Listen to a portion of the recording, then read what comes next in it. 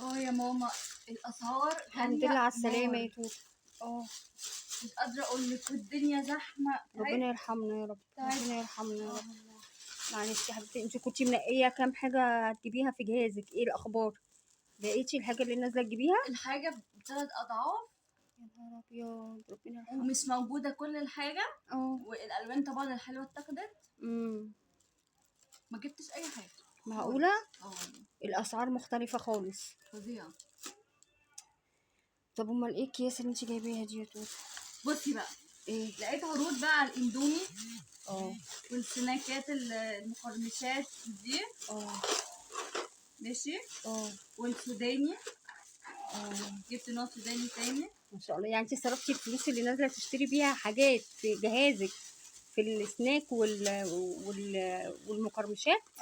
وجبت كيس مكرونه سباكيتي عشان اعمل لكم